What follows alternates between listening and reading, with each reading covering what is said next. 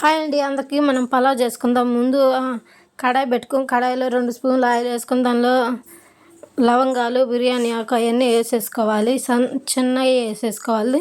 2 టమాటాలు, ఉల్లిపాయలు, 1 బంగాళదుంప, 2 పచ్చిమిరకాయలు అన్నీ వేసుకొని బాగా వేయించుకోవాలి. నూనెలో ఫ్రై చేసుకోవాలి. బాగా ఉడికిపోయిన దాకా వేయించుకోవాలి. అట్లా తిప్పుకుంటూ కాస్త అల్లం వెల్లుల్లి పేస్ట్ కూడా వేసుకోవాలి. అల్లం వెల్లుల్లి పేస్ట్ కూడా వేసుకొని అది పచ్చివాసన పోయిందాకా వేయించుకుంటూ ఉండాలా. అట్లా వేయించుకుంటూ తిప్పుకుంటూ ఉండాలి. అల్లం వెల్లుల్లి పేస్ట్ పచ్చివాసన పోయిందాక కొద్దిగా బిర్యానీ మసాలా కొంచెం వేసుకోండి, ఎక్కువ అవసరం లేదు. బాగా ఉడికిన తర్వాత మనం చూసి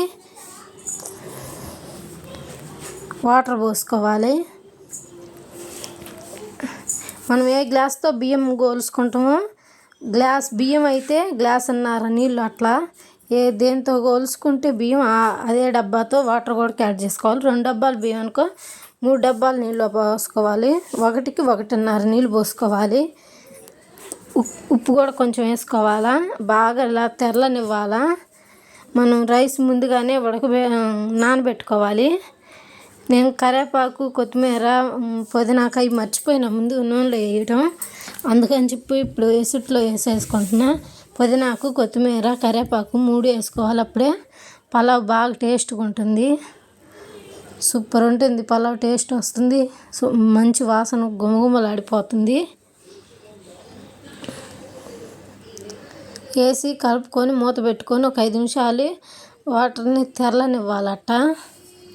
ఇంకా తర్వాత ముందుగా నానబెట్టుకున్నాం కదా బియ్యం, ఆ బియ్యం వేసేసుకోవాలి. ఆ నానబెట్టుకున్న బియ్యాన్ని వేసి మళ్ళీ ఒకసారి కలుపుకొని మూత వేసుకొని మళ్ళీ 2 నిమిషాలు ఉండి గంట పెట్టి తిప్పి మళ్ళీ మూత వేసుకోవాలి. మూత వేసుకుంటూ ఉడుకుతూ ఉంటుంది. మధ్యలో ఒక్కసారి తీసి తిప్పుకొని చూసుకొని మళ్ళీ మూత వేసుకోవాలి. అప్పుడే అడుగు పడుతుందా లేదా అనేది మనకు తెలిసిద్ది. అడుగు అంటకుండా ఉంటుంది. చెక్ చేసుకుంటే ఒకసారి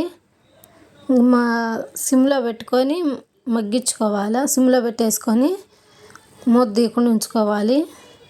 రైస్ ఇలా వస్తుంది. సూపర్ ఉంటుంది. దీనిలో కాంబినేషన్గా నేను ఉల్లి గ్రేవీ చేసా. సూపర్ ఉంది ఉల్లి గ్రేవీ పలావు. నేను పైన 2 స్పూన్లు నెయ్యి వేసేసుకొని మూత పెట్టేసుకున్నా. తినబోయేసరికి సూపర్ టేస్ట్ ఉంటుంది. కొద్దిగా పైన నెయ్యి వేసుకుంటే అచ్చం నెయ్యితో చేస్తే సప్పంగా ఉంటుంది. ప్లీజ్ సబ్స్క్రైబ్ చేసుకొని లైక్ కొట్టండి.